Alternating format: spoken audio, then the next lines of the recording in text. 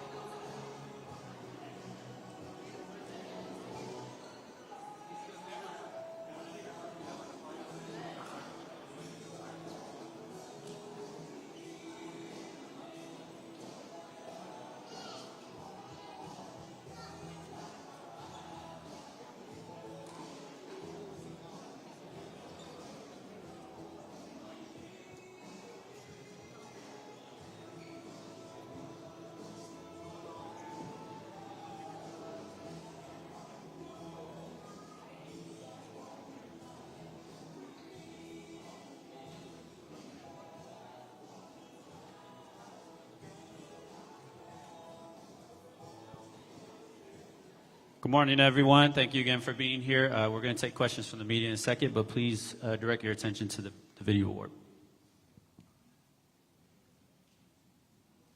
Being a guy that can bring energy, toughness, physicality, somebody that's just going to show up on a consistent basis. The San Antonio Spurs select Carter Bryant. Defensive versatility.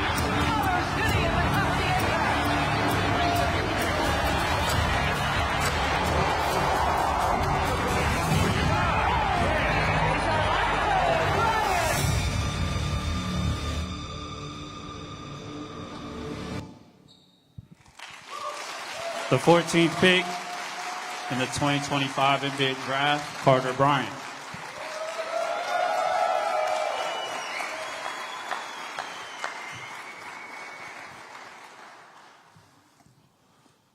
Carter,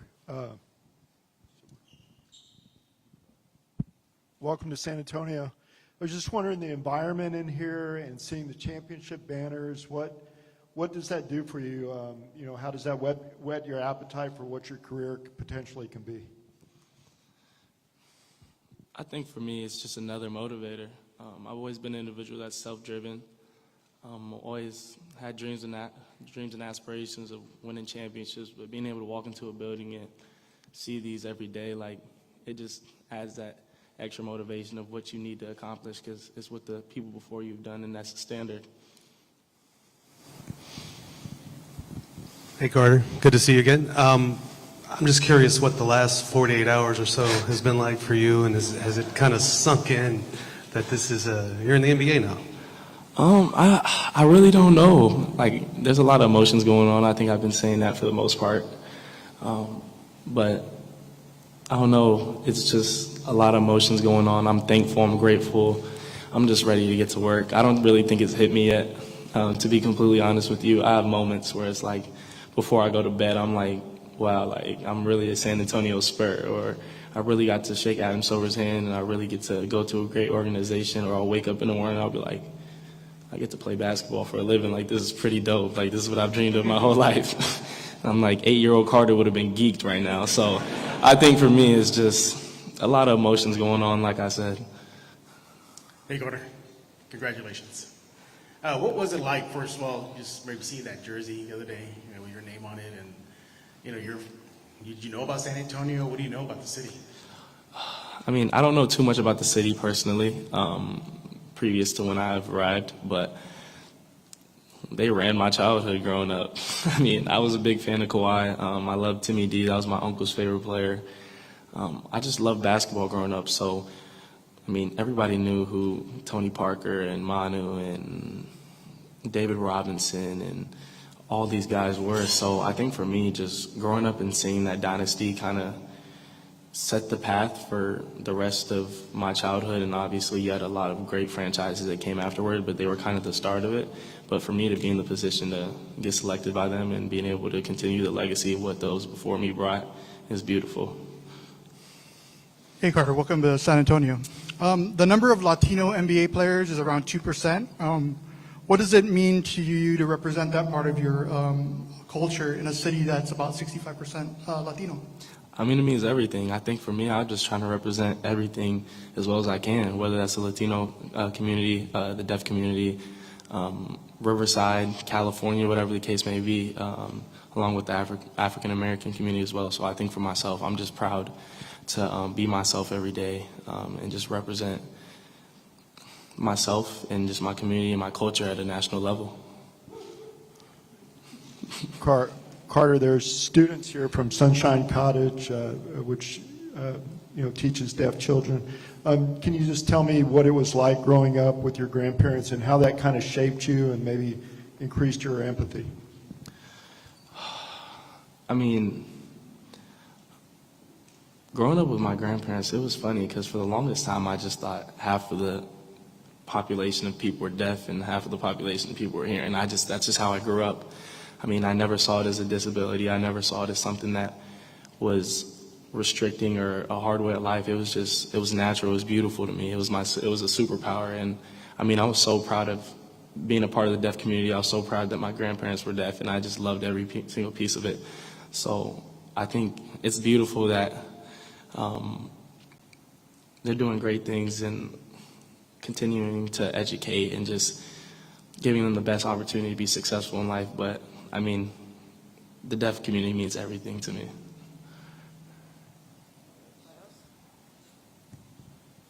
Number 11, Carter Bryant. Thank you, Carter.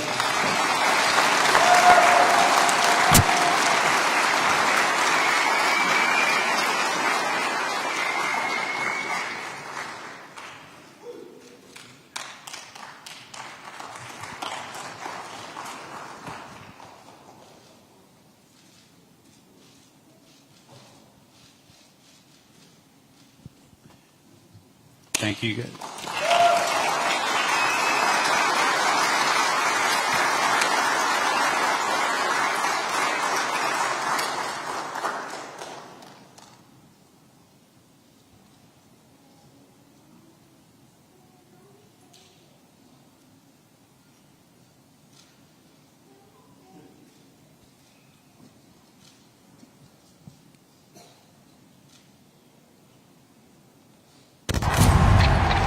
You should want to have pressure. I mean, if you have pressure, you're doing something right.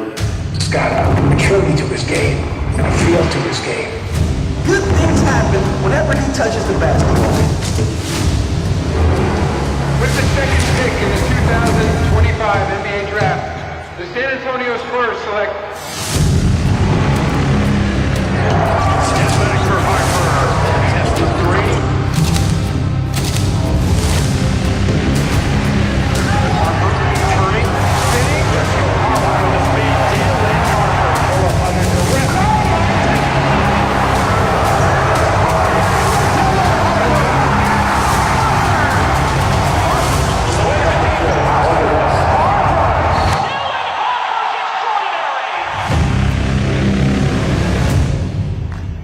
please welcome the second pick and the new number 2 in San Antonio, Dylan Harper.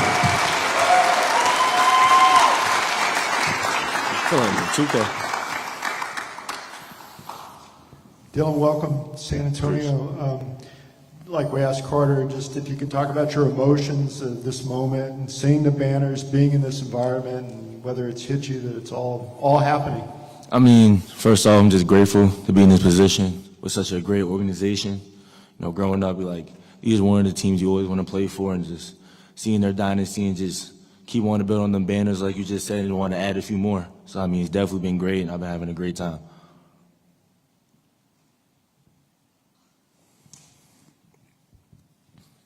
Hey, Dylan, I know you and Carter go way back, and Carter actually told us the story of the draft about you guys playing each other. How you couldn't guard me? Hey, yeah. I was going to ask if you remembered that story, which I guess you do. Remember that story.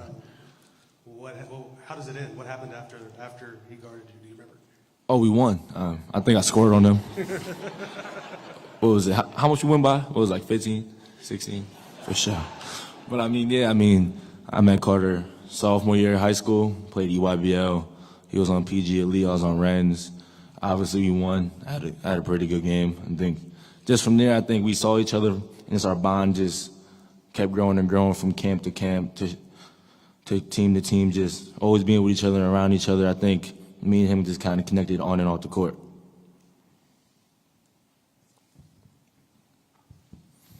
Hello, congratulations, Dylan. We got the summer league coming up soon.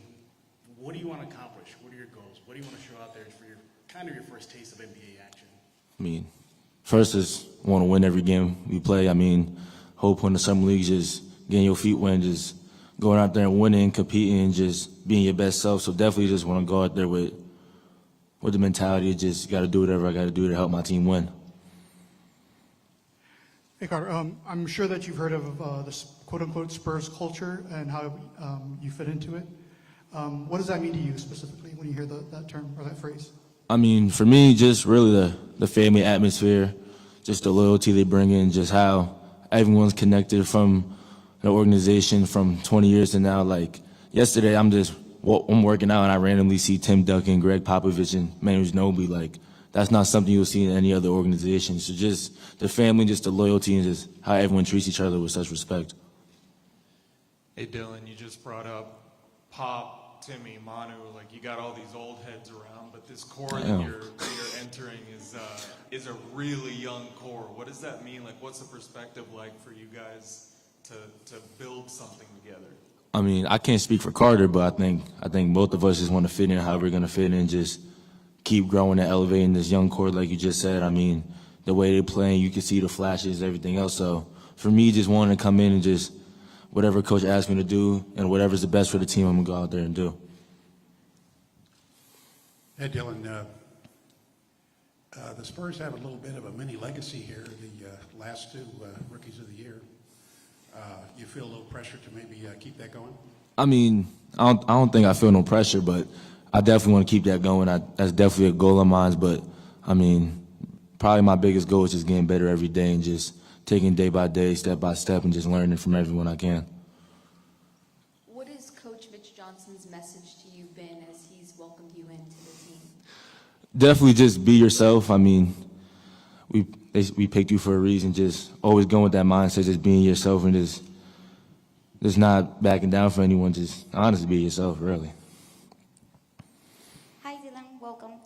First of all, San Antonio is a very Hispanic community, so how many Spanish do you know? And my another question is, San Antonio, it's a taco city. We welcome Wembanyama with his favorite taco breakfast order. What is your taco order? So for the first question, I don't know any Spanish. I'm not even gonna lie to you. I'm not gonna sell you a lie. I don't know any Spanish. I would love to learn though. I think that's a part of me, my growing. But I mean, breakfast taco is definitely like top 2 or 3. It's not better than big egg and cheese, but it's up there for sure. For sure. Dylan, Brian Wright was talking about how you're a confident guy, but humble at the same time. How do you strike that balance? I think my confidence and all that comes from all the work I put in. I feel like I'm one of the hardest working people out. I just know how much work I put in, but at the same time, I mean, you still got to be humble because just, how quick you get everything, I mean, everything can go away. So just having that mentality and that mindset, just being humble and just not think you're better than anyone else. Dylan, the Spurs fan base is craving another playoff run, another dynasty like they've had in the past. Haven't been to the playoffs in 6 years. What's your message to Spurs fans as you come in as part of this extremely young, talented team? I mean, that's going to change really quick. That's going to change quick. I mean, we're going to make the playoffs. But just, I think for the Spurs fans and everyone else, I think our group is very exciting. There's a whole lot to look forward to. I mean, just sky's the limit for this group that we got. Hey, Carter. I'm sorry. Dylan over here. Sorry. Yeah. You shared on social media the moment you saw your Spurs jersey there. Tell us about that moment. What was going through your mind when you saw that jersey hanging there with your name on it? I mean, it didn't feel real. I mean, it's like everything's kind of a blur. Just seeing your name on an NBA jersey for the first time is probably one of the best feelings besides from getting your name called. So just seeing my name on the jersey, that number 2, and just seeing that's on the Spurs jersey was amazing. The new number 2 in San Antonio, Dylan Harper.